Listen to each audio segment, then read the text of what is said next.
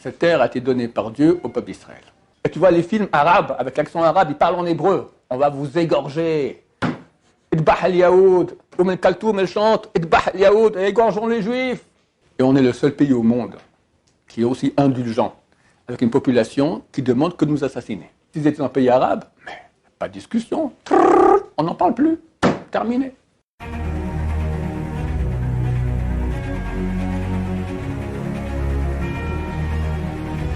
Ce show dédié pour l'élévation de l'âme de Gemara Margot Batrana, de mémoire bénie, la question d'Israël. On voit dans le monde occidental qu'il est beaucoup reproché à Israël aujourd'hui d'être les voleurs de la terre ici en Israël. Alors qu'en fin de compte, est-ce que c'est pas plutôt Israël qui s'est fait voler sa terre ou spolier sa terre pendant des millénaires c'est-à-dire qu'on nous a plus volé la terre que nous qui volons cette terre. Ok, donc question plus géopolitique. Bon, on va aussi faire rapport avec la Torah. Hein. Cette terre-là, à qui elle appartient? Est-ce qu'elle a été volée par les Juifs ou volée par les Palestiniens? Tu imagines la réponse que je vais donner. En fait, c'est le premier Rashi de la Torah. Premier commentaire de Rashi. Donc Rashi est un des plus grands commentateurs, aussi pas le plus grand commentateur de la Torah. Il y a 8 siècles environ à Troyes, en France. Et cite les paroles des sages d'Israël il y a 2000 ans environ. Pose la question suivante. La Torah, c'est un livre de loi. Dieu transmet au peuple d'Israël qu'est-ce qu'il veut du peuple d'Israël. Comment agir pour amener le bien au monde. D'accord ? Quand tu vas faire ces lois, ça mènera un flux divin dans le monde et le mal va disparaître et tout le monde vivra très bien. C'est à peu près ça le but de la manœuvre. Dès lors, il n'y a aucune raison de raconter tout le premier livre de la Torah. Le premier de la Torah, il raconte la création du monde, puis après le déluge, puis après Abraham, Yitzhak et Yaakov, la descente en Égypte, après même Shemot, début de Shemot tout à fait inutile, l'esclavage des Juifs en terre d'Égypte, ils sortent là-bas avec des miracles, ils arrivent au Mont Sinaï, et là-bas on aurait dû commencer la Torah. La première loi qui est donnée au peuple d'Israël dans le désert par Moshe Rabbeinu, à Chodesh Hazel Lachem Rosh Chodashim, ce mois, le premier des mois, sanctifier le Rosh Chodesh, le premier jour du mois, c'est une fête, Rosh Chodesh. Une des 613 lois de la Torah. Tout le reste n'a aucune importance au niveau de la pratique des lois. C'est de l'histoire. Réponse de Rashi et des sages d'Israël il y a 2000 ans. Viendra un jour, c'est prophétique, viendra un jour où les non-juifs diront aux juifs, vous êtes des voleurs.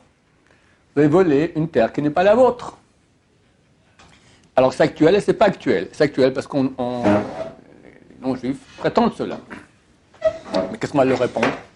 Espèce de gros bêta. Creuse un peu la terre ici. Regarde. Israël, hier, ensemble, on a été voir, je vais montrer un mikvé antique qui date d'il y a 2000 ans. Taillé dans la roche, qui descend comme ça, et un peu d'eau comme ça en bas. Extraordinaire. Ici, Nabi Samuel, d'accord, il y a une mosquée. Ils ont fait des fouilles. Dessous, ils ont vu une synagogue. Alors, qui était avant, la mosquée ou la synagogue? Et partout tu vas ici, hein, cet après-midi, on va aller voir Ir David, la ville de Jérusalem, le temple, le palais du roi David. Il vivait il y a combien de temps le roi David? Laissez-moi me rappeler, ça nous fait 400, 800, 2800 ans. Il y a des Palestiniens à l'époque, Wallo, rien, terminé. Et puis lisez un peu l'histoire, je ne comprends pas, la conquête romaine d'Israël. Elle a conquis quoi? Les Romains sont venus ici, les Grecs sont venus, les Romains sont venus, après les Mameluks sont venus, les Croisés sont venus. Ils ont conquis une terre qui était habitée par qui? Par des musulmans, par des Juifs. Les Mameluks et les Croisés s'étaient mélangés, d'accord? En tout cas, à l'époque romaine et grecque, c'était que Juifs. Donc ça peut apprendre un peu l'histoire, quoi, pas être idiot.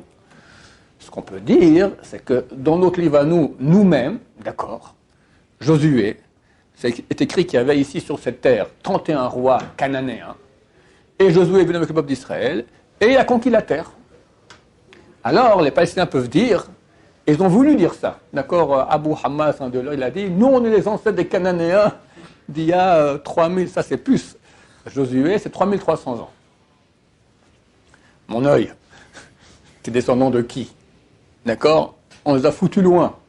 Il y a un peuple qui est parti, on sait où c'est le Girgashi, il est parti en en Tunisie. Il a créé une ville qui s'appelle Carthage. Carthage, c'est Girgashi.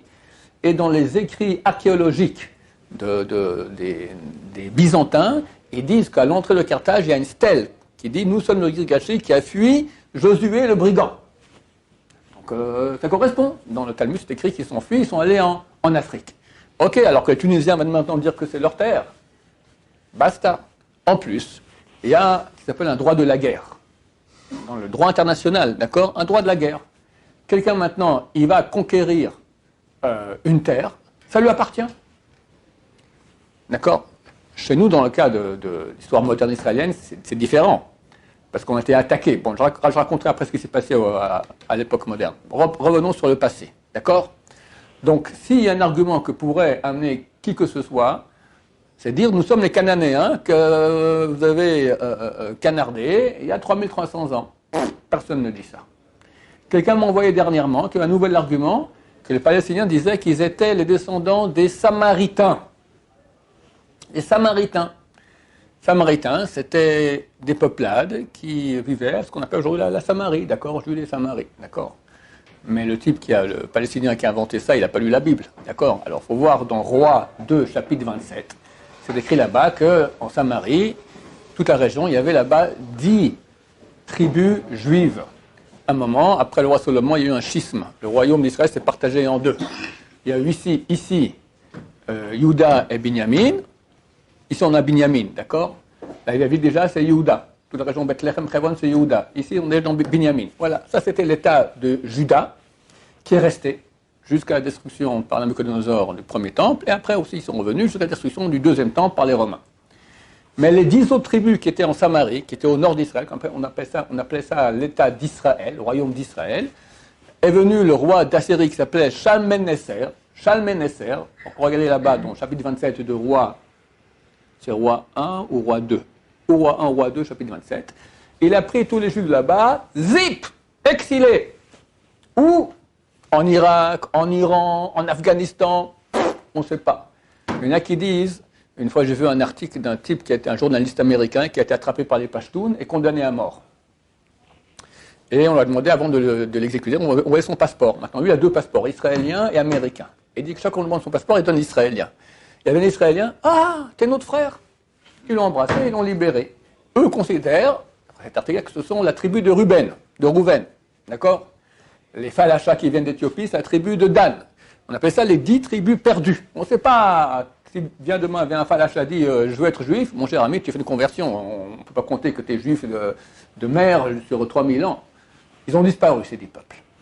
Ok, alors dans la région de Samarie, qu'est-ce qui s'est passé? Shalmaneser a amené d'autres peuples. Il cite les pays de Kouta et d'autres endroits, et il a mis là-bas. Alors les Palestiniens qui disent non, les descendants des Samaritains, vous êtes en fait, vous êtes venus dans un pays qui ne vous appartenait pas, on vous a pris de votre pays, on vous a mis ici en Samarie, mais ce n'est pas votre pays, c'est notre pays. C'est ce Shalmaneser qui vous a pris de là-bas et vous a mis dans un pays étranger. Israël, c'est un pays étranger pour vous. Donc l'argument n'est pas recevable. L'argument qui pourrait être recevable, c'est pourquoi est-ce que vous avez exilé, fait fuir d'Israël ces 31 peuples cananéens qu'il y avait ici à l'époque de Josué, alors que ce n'était pas votre terre. Pour cela, la Torah commence par la création du monde, pour dire qu'il y a un boss qui a créé le monde, et qui décide quelle terre il donne à quel peuple. Il a donné cette terre au peuple cananéen pour un certain temps, et leur a dit, si vous vous comportez bien, ce sera pour vous toujours. Mais si vous êtes débauchés sexuels, et ils étaient débauchés sexuels, zoup, dehors, et j'amène les Juifs à la place. Les Juifs aussi, il leur a dit, vous êtes débauchés sexuels, vous allez être mis dehors. Ils ont été mis dehors, 2 fois. Et les Cananéens sont allés où? En France. C'est écrit dans Ovadia. On a donc un des prophètes qui s'appelle Ovadia. C'est un seul chapitre. Ovadia était un converti occidental. Il fait une prophétie sur l'Occident. Il dit que les Cananéens sont allés jusqu'à Tzorfat. C'est quoi Tzorfat? Le Ibn Ezra, un des plus grands commentateurs de la Torah, il y a 1000 ans, il écrit France. Débauché sexuel. Il y a 3000 ans, débauché sexuel. Encore aujourd'hui. Ça n'a pas changé. Ça n'a pas changé. Donc, du point de vue religieux, cette terre a été donnée par Dieu au peuple d'Israël. du point de vue géopolitique laïque. D'accord? Alors, c'est clair que personne ne peut venir dire aujourd'hui cette terre m'appartient parce que je suis le descendant des Cananéens de l'époque, ni des Samaritains. Ce qu'on pourrait dire, c'est qu'il y avait ici des Palestiniens, et les sionistes sont venus, ils ont foutu dehors, et ils ont pris la terre. C'est un mensonge. Mensonge éhonté. Cette terre-là, d'abord, ça n'existait pas, la terre, ni de Palestine, ni d'Israël. Il y avait la Grande Syrie, qui contenait le Liban, qui contenait la Palestine. Tout ça, c'était un grand pays qui est la Syrie. C'était un pays presque vide, rien. Wallo, un des grands écrivains américains, il y a un siècle et demi, Mark Twain, il a fait un voyage ici en Israël, il raconte qu'il n'y a rien. Des cactus et de la paille et des ronces. D'accord? Rien, rien, rien.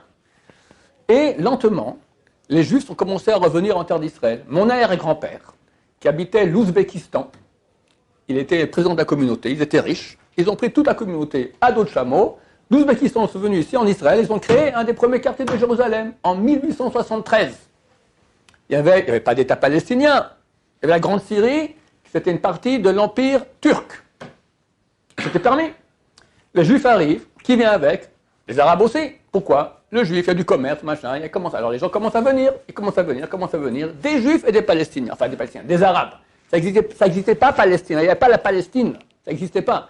Palestine, c'est le nom que les Romains ont donné à la terre d'Israël. Lorsqu'ils l'ont conquis, ils ont donné ce nom-là. Mais ça a été liquidé. C'était la Grande Syrie. En 1917, après 400 ans d'occupation turque, les Anglais, dans la Première Guerre mondiale, vont conquérir la terre d'Israël. Mon grand-père, le fils de mon grand-père, d'Ouzbékistan, il se souvient, en 1917, c'est un petit enfant comme ça, et comment Allenby, le général anglais, il rentre à cheval, en triomphe, comme ça, à Jérusalem. Allenby. Et la SDN, la Société des Nations, a donné à l'Angleterre un mandat de gérance. Vous gérez la Palestine. Là, ils ont donné le nom Palestine. D'accord? Ils ont remis le nom Palestine, ils ont créé une nouvelle frontière. Vous gérez la Palestine. Les Français, dans les accords Picot, ont reçu la Syrie, le Liban. Pourquoi on parle français au Liban? Qu'est-ce qu'on a à faire du français? Parce que les Français étaient les gérants de ça. En Israël, c'était les Anglais. Et durant cette période-là, les Arabes continuent à venir parce qu'il y a du commerce en terre d'Israël. Les Juifs aussi. D'accord? Ils viennent. Mais au bout d'un moment, il y avait environ 2 tiers d'Arabes pour 1 tiers de Juifs. Légaux, ils sont montés avec l'autorisation des États, il n'y a aucun problème, ils sont là. En 1947, l'ONU vote qu'on partage la Palestine en deux. Une partie, en deux, un tiers, 2 tiers, une partie pour les Juifs, une partie pour les Palestiniens. Ok, qui a décidé ça? Nous ou eux? Celui qui a conquis, cela appartient, c'était la Société des Nations, elle décide qu'est-ce qu'elle fait avec, et ils ont fait un vote, et ils ont le droit, c'est eux qui ont conquis. L'Angleterre, tous les alliés qui étaient réunis ensemble, ils ont conquis cette terre-là, ils ont dit ok, ils sont les possesseurs de cette terre, ils ont conquis ça des Turcs, c'est plus les Turcs qui vont dire qu'est-ce qu'ils doivent faire. Avant les Turcs, il y avait les Mameluks, avant les Mameluks, il y avait les croisés, on va pas leur demander aux croisés qu'est-ce qu'on va avec cette terre. Donc on demande à ceux qui ont conquis cette terre, ce sont les alliés, qu'est-ce qu'on fait? Ils disent, écoutez, on va faire un vote à l'ONU, on verra qu'est-ce qu'on fait. L'ONU vote qu'on fait, on partage en deux. Nous on dit extraordinaire. Ah, quel bonheur il y a eu à ce moment-là, les gens pleuraient. Ah, même ma mère, elle avait quel âge? Elle avait 36, 37, 11 ans, mon père, il avait 13 ans à l'époque. Tout le monde écoutait la radio, c'était une joie extraordinaire. Les Arabes ont dit ça va pas. Ils déclarent la guerre. Pas nous, eux. Eux. Et ils attaquent. Ils attaquent où? Jérusalem était divisée en deux. Donc tu avais les Jérusalem, tu avais des obus qui te tombaient sur la tête sans cesse. Sans cesse. À Netanya, la frontière faisait 22 km. 22 km il y avait entre la mer et la frontière arabe. Et ça jusqu'en 67. Les Arabes commencent pendant 1 an une guerre très difficile, la guerre d'indépendance. Et on gagne du terrain et on a gagné. Pas grand-chose, on a gagné. C'est tout à fait légitime. Tu m'attaques. Je me bats avec toi, je te prends du terrain, ça m'appartient. Tu sais combien de milliers tu m'as tué? Il n'y a rien de plus légitime que cela. C'est eux qui ont attaqué. Ok, alors on avait un État biscornu. La frontière, elle était au milieu de Jérusalem. Le côté ne nous appartenait pas. Ici, on est en Jordanie. Netanya, 22 km, comme je dis. En 67, Nasser crée la Ligue arabe. Il vient avec 10 pays arabes. 10 pays arabes! 2-3 fois plus que nous en nombre et en qualité de combat. La Tunisie, l'Irak, la Syrie, l'Iran, la Jordanie, le Liban, l'Égypte, l'Arabie Saoudite, etc. Et menacent de nous attaquer. Il y a des films de l'époque, il faut les voir. À Tel Aviv, ils ont creusé 50 000 tombes. À Holon, c'est le sud de Tel Aviv. 50 000 tombes. Et tu vois les films arabes, avec l'accent arabe, ils parlent en hébreu. On va vous égorger. Idbah al-Yahoud. Oum Kaltoum, elle chante. Idbah al-Yahoud. Égorgeons les Juifs. On tremblait. C'était terrible. Terrible. Terrible. Et Israël a prié. Et là, ils ont prié. Ils ont Baba Saleh, quelle prière il a fait à cette époque-là.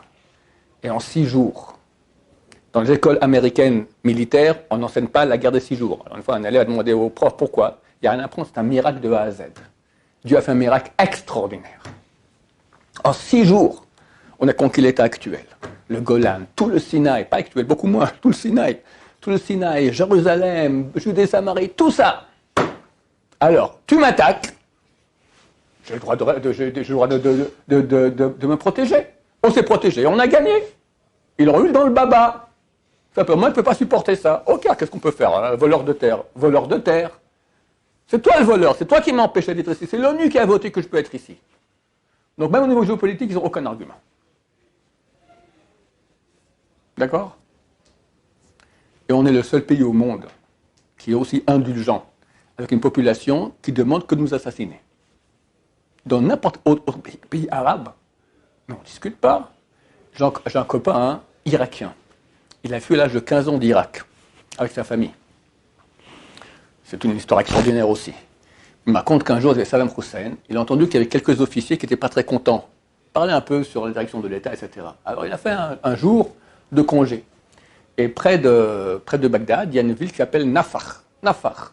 25 000 habitants. C'est une ville avec beaucoup d'officiers. La majorité des officiers de l'armée, ils habitaient là-bas. Des villas, des machins, etc. Ok, tout le monde va là-bas. Saddam Hussein amène l'aviation, il bombarde toute la ville. Plus personne n'a parlé après ça. D'accord? Ça, c'est la façon arabe d'agir. Sauf que nous, on est tellement bons avec eux, d'accord, qu'ils en profitent. Mais s'ils étaient dans un pays arabe, pas de discussion. On n'en parle plus. Terminé. Terminé à la façon arabe. Voilà. Et donc, ils disent merci de notre indulgence. Ceux qui ici, là, à côté, la Shorafat, les maisons que tu vois, ils ne payent pas les impôts. Ils prennent l'eau tant qu'ils veulent. L'électricité, ils ne payent pas un radis. C'est nous qu'on paye pour eux. Tu sais qu'un type, s'il est arabe, il va à la fac ici de médecine, il faut qu'il fasse des psychométriques. Maintenant, il faut alors, si tu es israélien, juif, il faut 750. Si tu es arabe, 550. C'est juste. Tout ça pour leurs beaux yeux. Qui disent merci. Qui disent merci. Voilà. C'est ce que nous avons à dire, Bezrat Hashem. Le Zohar HaKadosh, il dit qu'à la fin, il y aura une grande guerre. Et après cette grande guerre, pas forcément ici, dans le monde, Dieu va prendre la terre et va la secouer. Quand on était à l'armée, on prenait les couvertures, on secouait comme ça le matin pour enlever la poussière. Il va secouer comme ça la terre d'Israël.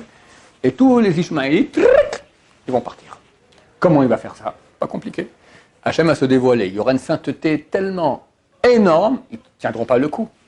Baba Saleh, quand il est venu du Maroc, il est venu pour s'installer à Jérusalem. Il a dit, je ne peux pas habiter ici. La présence divine est tellement grande à Jérusalem, je ne tiens pas le coup. Parce que lui voyait, il sentait, nous on ne sent rien. Mais quand Machar viendra, on va sentir. Et ceux qui ne sont pas faits pour cela, les Ishmaélites, ils vont s'envoler, terminé. Voilà, ils sont en France, qui aiment tellement les Ishmaélites. Ok? Je sais qu'on en a déjà parlé, mais il y en a aujourd'hui qui disent, s'appuyant sur l'Agmara, qu'on ne peut pas nous revenir en tant que nation et créer un État. Ok, alors il y a une argumentation des Netur et Karta, qui se base sur une Gemara traitée, Ketubot, page 111, que Dieu a conjuré le peuple d'Israël 3 choses. Parmi une de ces conjurations, c'est marqué Lo ya'alu bechoma, qui ne monte pas en muraille. Ça veut dire quoi monter en muraille? Rachi sur place, il dit en grand nombre et par la force. En grand nombre et par la force. Ce n'était pas le cas. C'est l'ONU, d'abord elle montait très lentement, il y a même des quotas, d'accord, que très peu pouvaient monter. Et l'ONU a dit on vous donne la terre, c'est tout. Il y a eu une conquête, on est venu en grand nombre, par la force. On était là, on a donné la terre. Quand on nous attaque, c'est fini. Nous, on est déjà ici. C'est pas qu'on est monté en nombre. On nous a attaqué. On se défend. Légitime défense. Ils n'ont pas le rachis. Hein? Ils n'ont pas le rachis. On va leur demander. Je ne sais pas. Tu comprends que c'est une minorité de minorité de minorité qui est reprise par les médias, évidemment, pro-arabes. Une pomme de la Torah, ça ne tient absolument pas la route. Plus, est-ce qu'on ne pourrait pas justement, quelque part, demander ou exiger presque les villes comme Hebron, où on trouve au niveau biblique la raison pour laquelle on peut la clause qu'ils appellent Shrem à aussi, l'époque, Aric Sharon, on peut pas exiger presque. on était, il y avait Gaza. Et Aric Sharon a décidé de rendre Gaza. C'était terrible, d'accord, c'était terrible. Le Gaza, ça n'a jamais été... Ok, je te donne un exemple. Qu'est-ce qu'il a dit? Il a dit, on lui a dit, prends du napalm et il n'y a plus de Gaza. Plus d'égouilles. À l'arabe, méthode arabe, à la Saddam Hussein. Elle dit, j'ai pas de problème, mais si je fais ça, il y a 500 000 juifs en France, qu'est-ce qu'on fait avec eux? Qu'est-ce qu'on fait avec eux? Tu comprends? On n'est pas tout seul en Israël. On a des juifs dans des pays occupés par des cousins qui sont en danger. Ils sont en danger, en véritable danger. Alors on ne peut pas se dire, je fais ce que je veux ici et hop. Il n'y a que Machar qui pourra arranger ça, et il va l'arranger très bientôt, Bezrat Hashem. Comme ça. D'autres questions? Oui.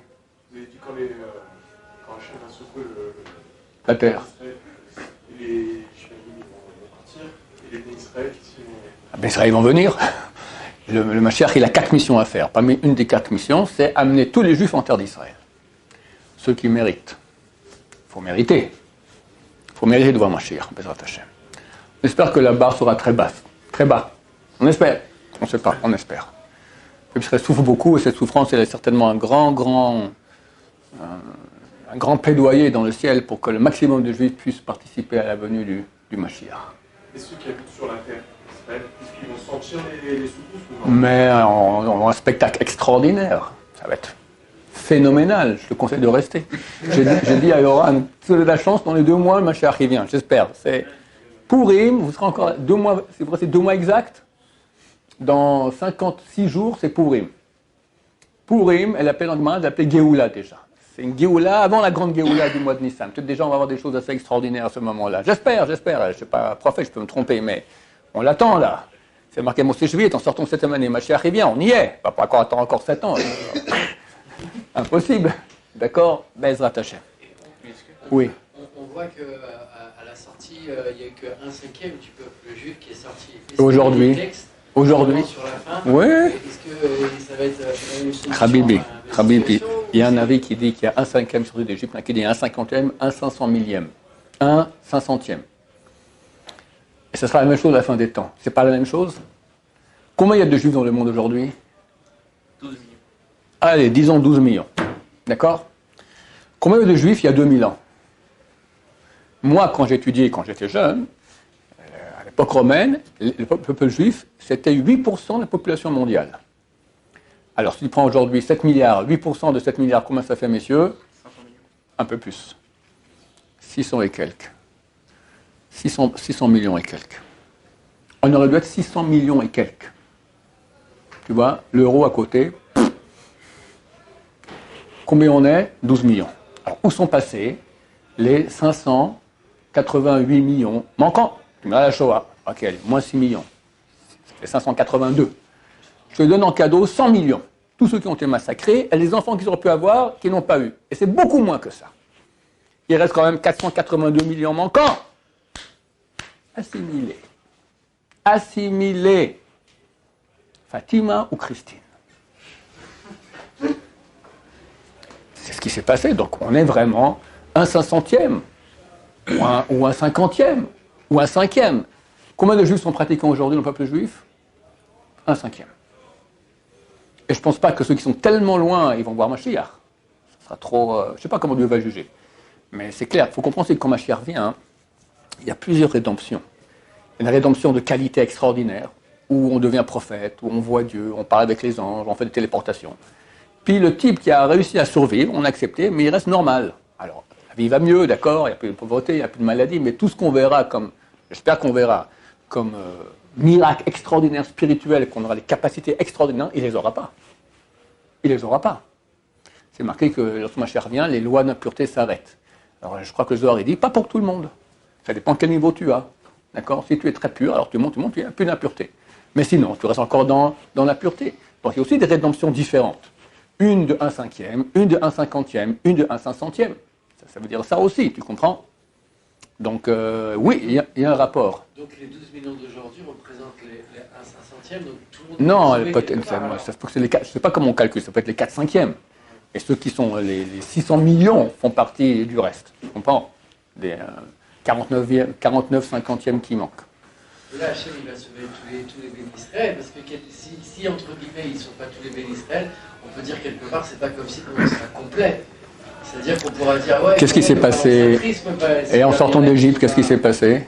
Je répète ta question. Tu dis, si Dieu nous sauve, on n'est pas complet et qu'il y a un 1/5 qui est sauvé, alors c'est pas une rédemption. Et en sortant d'Égypte, qu'est-ce qui s'est passé? Combien sont sortis? Et en fait, la sortie d'Égypte, toutes les années, il n'y a pas un jour où on ne cite pas cela dans la prière, partout. Combien sont sortis? 1/5. Après la vie le plus cool. Les 4/5. D'accord? C'est juste? Ben voilà. Hachem Yazor, Hachem, que j'espère que tous ceux qui sont encore juifs aujourd'hui verront Mashiach et survivront. Mais rien n'est clair. Je t'ai répondu, c'est bon? Baruch Adonai, l'olam, amen, amen.